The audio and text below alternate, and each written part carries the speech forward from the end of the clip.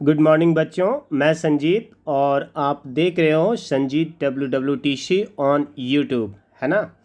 आज के इस क्लास में मैं बात करूंगा क्लास 10 की पॉलिटी फर्स्ट चैप्टर, जिसका टाइटल है पावर शेयरिंग यानी कि सत्ता की साझेदारी। ओके, पॉलिटी का इस चैप्टर में आप यदि क्वेश्चन बैंक के ऊपर गौर करोगे, है ना, तो आप पाओगे कि ऐसा कोई साल नहीं है जिस वर्ष इस चैप्टर से कोई क्वेश्चंस ना पूछा गया हो, है ना।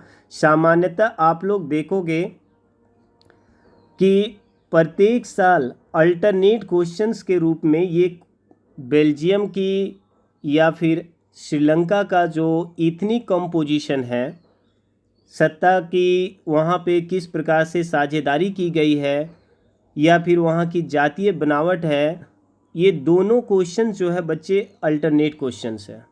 और मैं आपको आज ये विश्वास दिला रहा हूँ कि यदि आप इस वीडियो को अंत तक अच्छे तरीके से देख लोगे और समझ जाओगे तो आपको एग्ज़ाम में इस दोनों क्वेश्चंस में किसी को भी लिखने में किसी भी प्रकार का कोई समस्या नहीं होगी, ये मेरा विश्वास है ना। बहुत ही बेहतरीन अंदाज में आज आप इस क्लास को देखोगे, ठीक है। लेकिन सबसे पहले मैं आप लोगों से फिर से कहना चाहूँगा कि यदि अभी तक आप इस वीडियो को लाइक नहीं किए हो तो आपको लाइक करने में कुछ नहीं जाता बच्चे, बस अपने फिंगर को थोड़ा सा कष्ट दो और लाइक बटन के ऊपर जाकर टच कर देना, ओके। और यदि अभी तक सब्सक्राइब नहीं किए हो तो ज़रा सा आप लोग इसको सब्सक्राइब बटन पे भी क्लिक कर दो बच्चों, ताकि मैं आप लोगों के लिए इसी प्रकार से और भी बेहतर से बेहतर वीडियोज़ लेकर आ सकूं और आप लोग घर बैठे जो है पढ़ाई कर सके, है ना। कल सब्सक्राइबर की संख्या जो है वो काफ़ी कुछ बड़ी थी और इसमें बिट्टू का योगदान जो है वो अभूतपूर्व था, है ना। मैं उम्मीद करता हूँ कि आप लोग भी वीडियोज़ को लाइक और सब्सक्राइब शेयर करना नहीं भूलेंगे, ठीक है। तो चलिए अब वीडियोज़ को हम लोग स्टार्ट करते हैं, ज़्यादा बातें नहीं, है ना। और सबसे पहले हम लोग समझने की कोशिश करते हैं बेल्जियम की कहानी, ठीक है। किस देश की बात हम लोग सबसे पहले करेंगे तो बेल्जियम की, क्योंकि स्टोरी में भी स्टार्ट जो है वो आपका बेल्जियम से है। आप यहाँ पे एक मैप देख रहे होंगे, ये आपका बेल्जियम का मैप है। मैं इस मैप के ऊपर भी बहुत सारी बातें करने जा रहा हूँ, करूँगा। और ये आप एक छोटा सा और मैप देख रहे होंगे, ये आपका अब हमारे देश का एक छोटा सा स्टेट यानी कि हरियाणा का है, ठीक है। आइए, लेकिन सबसे पहले हम लोग यहाँ से स्टार्ट करते हैं बेल्जियम। आप देख पा रहे होंगे कि यहाँ पे एक ग्रीन कलर का एक छोटा सा मैप दिख रहा होगा आप लोगों को, है ना। चलिए मैं आप लोगों को और अच्छे तरीके से हाईलाइट करके दिखलाता हूँ कि बेल्जियम कौन है। ये आप जो ग्रीन कलर का ये जो मैप देख रहे होंगे, है ना, ये आपका बेल्जियम है, ठीक है। बहुत ही छोटा सा यूरोप का एक छोटा सा देश है ना। मेरी हर एक बात पे आप यदि गौर करोगे ना तो आपका नोट्स तो चुटकी में बन जाएगा बच्चे, है ना। तो ये जो ग्रीन कलर का जो छोटा सा मैप है जिसको मैंने सर्कल किया है वो आपका बेल्जियम है, ठीक है।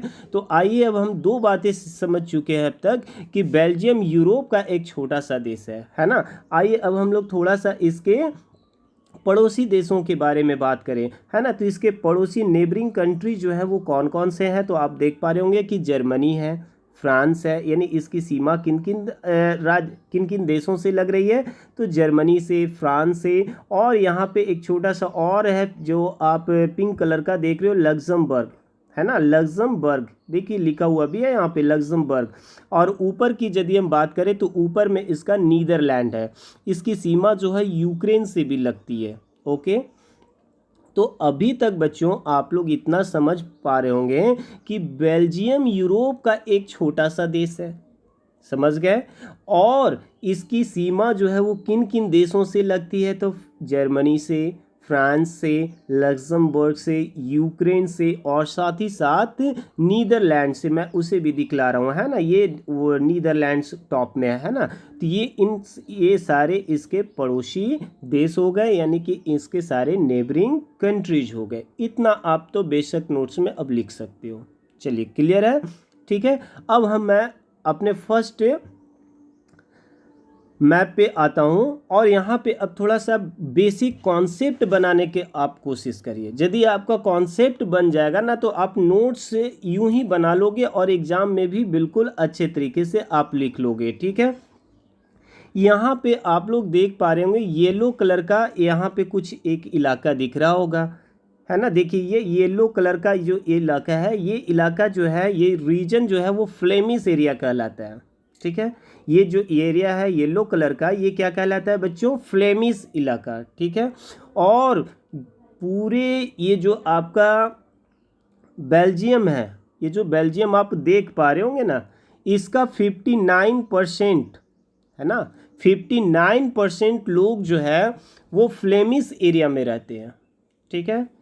बस 59% पॉपुलेशन, बहुत बड़ा पॉपुलेशन का बात हो रहा है यहाँ पे। 59% पॉपुलेशन जो है वो कहाँ पे रहता है, फ्लेमिश एरिया में। और उनकी भाषा जो है वो क्या है, डच है, ठीक है। और एक दूसरा क्षेत्र आप देख रहे होंगे, ये ग्रीन कलर का ये जो क्षेत्र है, ये है वेलोनिया। देखिए यहाँ पे लिखा हुआ भी है, मार्क भी किया गया है, वेलोनिया, ठीक है। ये वेलोनिया क्षेत्र में देश का 40% पॉपुलेशन, ठीक है, देश का 40% पॉपुलेशन जो है वो वेलोनिया क्षेत्र में रहते हैं। और इनकी भाषा जो है वो क्या है बच्चों, फ्रेंच है, फ्रेंच भाषा यानी फ्रांसीसी भाषा ये लोग बोलते हैं, ओके। शेष जो रिमेन 1% है वो है जर्मन भाषी लोग। टोटल 100% हो गया। आप समझ पा रहे होंगे कि देश का जो 59% पॉपुलेशन है वो किस एरिया में रहते हैं, तो ये येलो वाला इलाका में, ठीक है। येलो वाला जो ये पार्ट दिख रहा है, एक इसका क्या नाम है, फ्लेमिश एरिया, ठीक है, फ्लेमिश इलाका। और इनकी भाषा जो है वो क्या है, डच है। और 40% जो लोग हैं वो कहाँ पे रहते हैं, तो ये ग्रीन वाला जो पार्ट आप देख रहे हो, वेलोनिया क्षेत्र इसको कहते हैं। और इनकी भाषा जो है वो फ्रेंच भाषा है, यानी कि फ्रेंच भाषा बोलने वाले हैं। शेष 1% लोग जो है वो जर्मन भाषी है। Is it clear? अब इतना आपको समझ में आ गया होगा कि बेल्जियम में बहुसंख्यक कौन है भाई, मेजोरिटी में कौन है, तो डच भाषी लोग। क्लियर है? क्योंकि इनका परसेंटेज जो है वो क्या है, 59%। और देश में माइनॉरिटीज़ में कौन है, तो जर्मन भाषी लोग और आपका फ्रेंच भाषी लोग जो वेलोनिया क्षेत्र में रहते हैं। क्लियर है?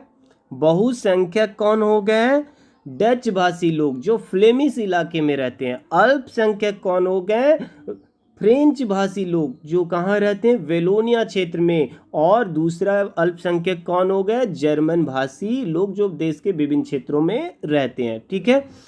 अब थोड़ा सा आप लोग मैप पे और गौर करोगे तो आप देखोगे कि जहाँ ये येलो कलर का ये जो पार्ट है ना, येलो कलर का जो मैप दिख रहा होगा, उसी के विद इन एक पर्पल कलर का भी एक छोटा सा मैप लोकेट किया गया है। ये आपका ब्रुसेल्स है।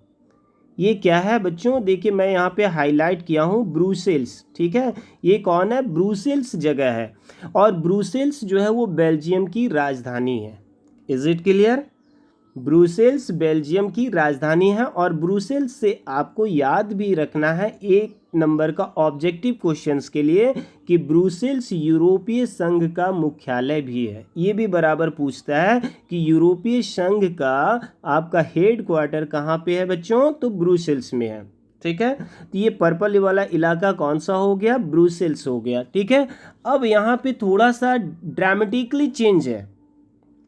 ये जो पर्पल कलर का जो आप मैप देख रहे हो, यानी कि ब्रुसेल्स देख रहे हो, ब्रुसेल्स का जो पॉपुलेशन का यहाँ पे जो डिवाइडेशन है या एथनिक कंपोजिशन यहाँ का बात किया जाए तो यहाँ पे जस्ट अपोजिट है। इस ब्रुसेल्स में 80% लोग फ्रेंच भाषी है, जस्ट अपोजिट, है ना। ये आप समझने की कोशिश कीजिए कि ब्रुसेल्स में 80% लोग जो है वो फ्रेंच भाषी है और 20% लोग जो है वो क्या है, डच भाषी है। यानी कि जो पूरे देश में अल्पसंख्यक थे वो देश की राजधानी में क्या है, बहुसंख्यक है। जो यानी जो माइनॉरिटीज़ में थे वो मेजोरिटी में है, कैपिटल में। और जो आपका मेजोरिटी में थे पूरे देश में, ऑल ओवर कंट्रीज़ की बात किया जाए तो वो कैपिटल में क्या है, माइनॉरिटी में। और मोर ओवर सबसे बड़ी बात बच्चों कि ये जो आपके 40% लोग जो हैं, यानी जो आपके फ्रेंच भाषी लोग जो हैं वो आर्थिक दृष्टिकोण से या फिर शैक्षणिक एजुकेशन के मामले में काफ़ी आगे रहते हैं।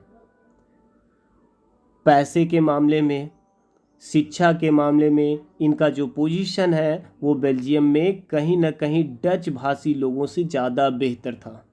इसी वजह से 1950 टू 1960 के डिकेड में वहाँ पर भी बेल्जियम में सिविल वॉर की सिचुएशन क्रिएट हो जाती है। परंतु यहाँ पे हमें प्रशंसा करनी चाहिए बेल्जियम की गवर्नमेंट की कि उसने इस प्रकार से अपने संविधान में, अपने कॉन्स्टिट्यूशंस में अमेंडमेंट किए, संशोधन किए, एक के बाद एक वहाँ पे संशोधन होता है और इस प्रकार से रूल्स रेगुलेशंस को बनाए जाते हैं जिससे समाज के, देश के किसी भी वर्ग के लोगों में, चाहे वो फ्रेंच भाषी हो, चाहे वो जर्मन भाषी हो, चाहे वो आपका डच भाषी लोग हो, किसी के मन में डिसकंटेंटमेंट, असंतुष्टता का भाव जो है वो पनपने नहीं देता है और इसी वजह से बेल्जियम में सिविल वॉर जैसी सिचुएशन उत्पन्न नहीं हो पाती है ना।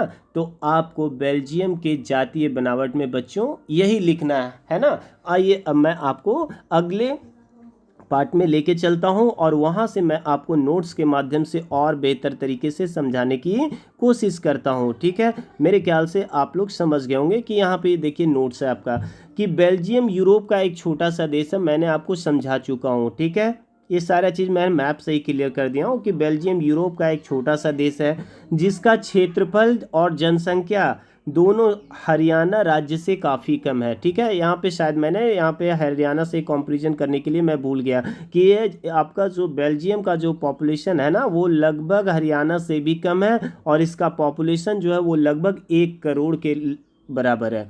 यानी बेल्जियम यहाँ भले ही बड़ा दिख रहा है लेकिन ये हमारे हरियाणा से भी छोटा है और इसका पॉपुलेशन भी जो है वो लगभग 1 करोड़ के जैसा है। ठीक है, आइए अब हम लोग आगे चलते हैं। तो आप लोग समझ पा रहे होंगे कि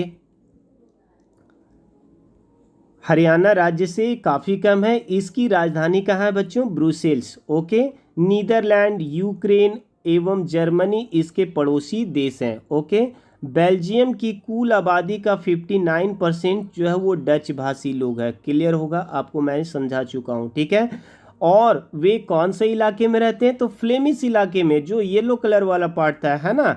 और जबकि 40% लोग जो है वो फ्रेंच भाषी में है, फ्रेंच भाषी हैं और वे कहाँ रहते हैं? वेलोनिया क्षेत्र में, जो नीचे ग्रीन कलर का पार्ट था। ठीक है, मैं फिर से आपको दिखला देता हूँ। ठीक है, कि ये जो येलो कलर का जो पार्ट दिख रहा है आपका वो कौन सा है? फ्लेमिश इलाका, और ये ग्रीन वाला जो पार्ट है वो वेलोनिया क्षेत्र है। ठीक है, आइए फिर से मैं आगे लेके चलता हूँ। जबकि 1% लोग जो है वो जर्मन भाषी हैं और लेकिन देश की राजधानी ब्रुसेल्स में, मैंने बताया ना कि देश की राजधानी जो ब्रुसेल्स थी, पर्पल कलर वाला है ना, वहाँ पर 80% लोग जो है वो कौन है? फ्रेंच भाषी है। यानी जो अल्पसंख्यक थे वो राजधानी में बहुसंख्यक है और जो बहुसंख्यक थे वो राजधानी में अल्पसंख्यक है, क्योंकि उनका परसेंटेज जो है क्या है? 20%। वही लिखा गया है यहाँ पे कि जबकि 20% लोग जो है वो डच भाषी है। और साथ ही साथ मैंने आपको बताया कि जो आपके फ्रेंच भाषी लोग हैं वो शिक्षा और आर्थिक दृष्टिकोण से जो थे वो काफ़ी स्ट्रांग थे, काफ़ी मजबूत थे।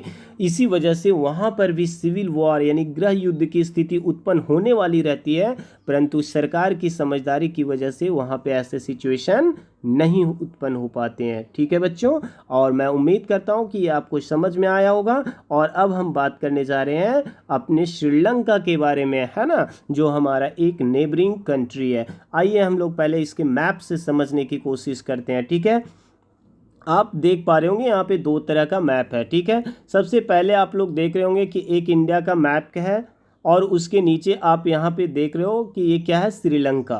ठीक है, तो हम कह सकते हैं कि श्रीलंका भारत के दक्षिणी पार्ट में यानी भारत के साउदर्न पार्ट में स्थित एक कोस्टल कंट्री, और मतलब आइलैंड है, एक छोटा सा द्वीपीय देश है। ओके, हम लोग इन सारी चीज़ों को जान रहे पहले से भी, ठीक है।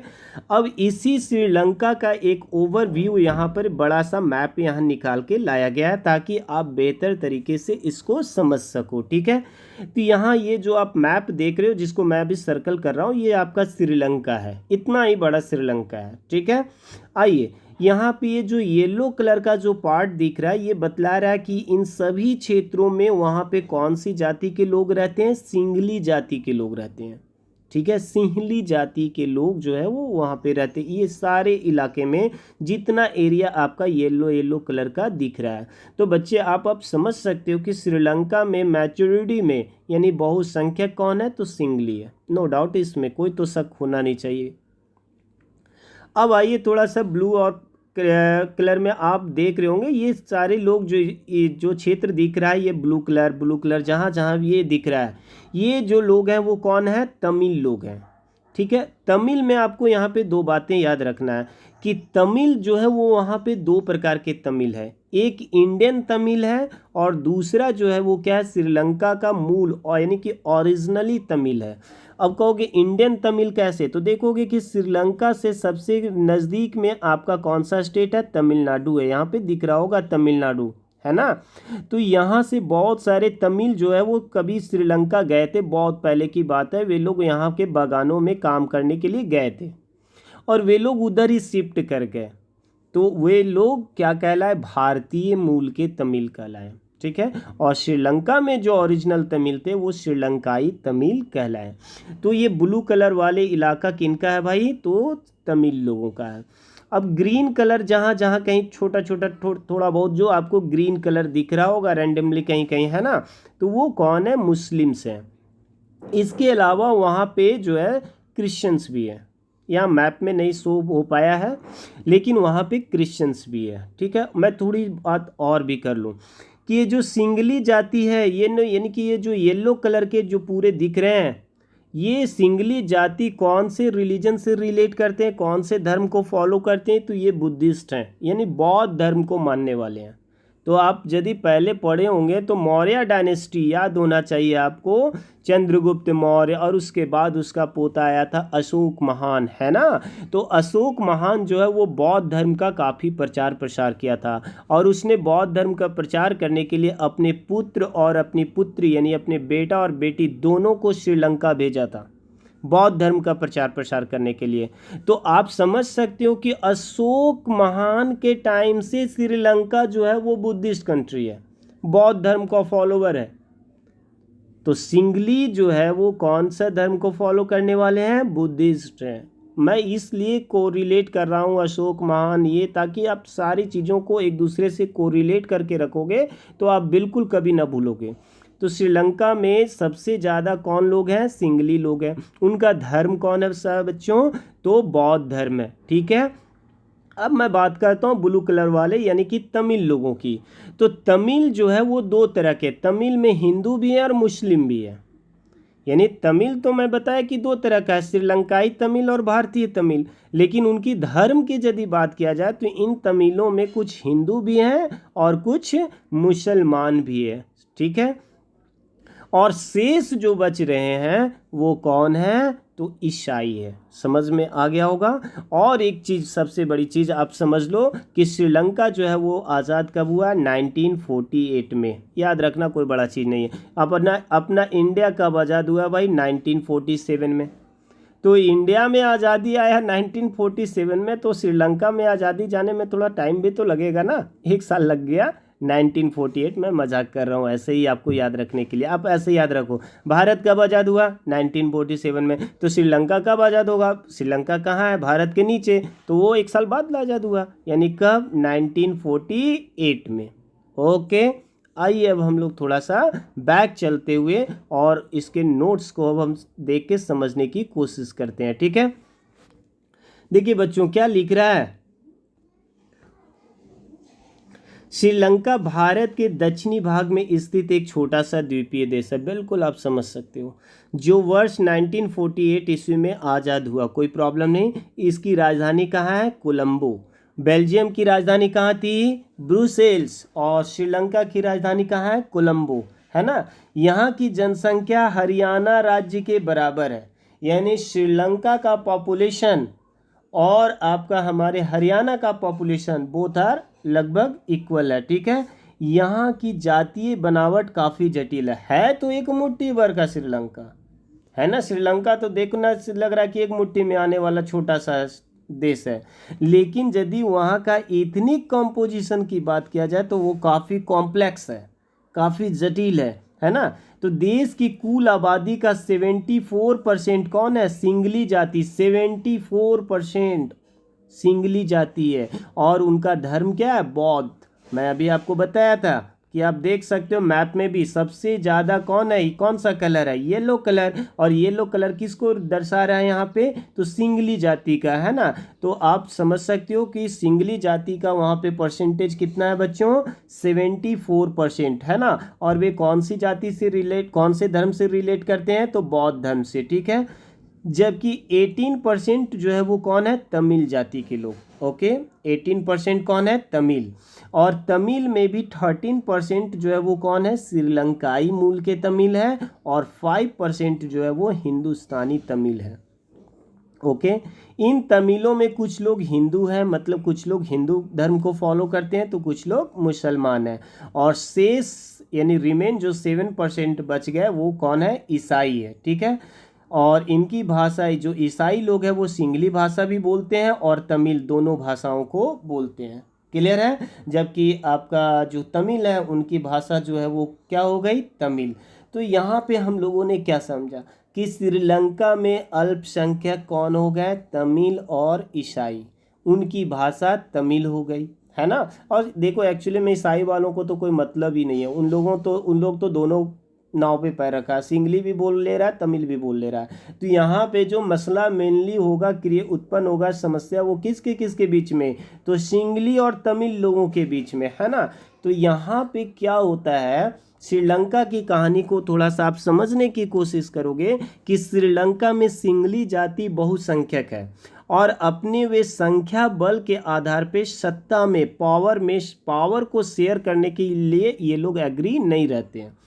और कहीं ना कहीं ये लोग तमिल लोगों का शोषण करते हैं, उनकी उपेक्षा करते हैं, उनके अधिकारों का हनन करते हैं। और इसी वजह से श्रीलंका में सिविल वॉर जैसा सिचुएशन उत्पन्न हो जाता है और वहाँ पे सिविल वॉर होता है। और उस सिविल वॉर के बारे में हम लोग अगले वीडियोज़ में काफ़ी बात भी करेंगे, है ना। तो यहाँ पर हम लोग देख रहे हैं कि बेल्जियम का भी इतनी कंपोजिशन कॉम्प्लेक्स था, परंतु वहाँ की गवर्नमेंट ने क्या किया भाई? समझदारी से काम किया और वहाँ पे सिविल वॉर जैसा सिचुएशन उत्पन्न होने ही नहीं दिया।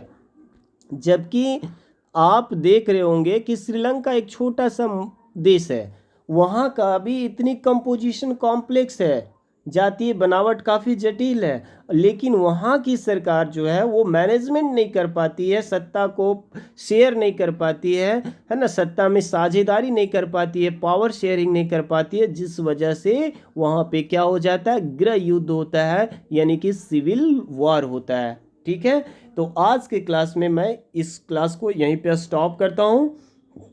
उम्मीद करता हूँ कि आपको ये वीडियोस बिल्कुल समझ में आ गया होगा। और यदि समझ में आ गया दोस्तों तो जाते जाते एक बार फिर से आपसे कह के जा रहा हूँ कि बस आप इसको लाइक, सब्सक्राइब और शेयर करना ना भूलिए। मैं आप लोगों के लिए इसी तरह से बेहतर वीडियोज लेकर आने वाला हूँ, ठीक है। तब तक के लिए धन्यवाद।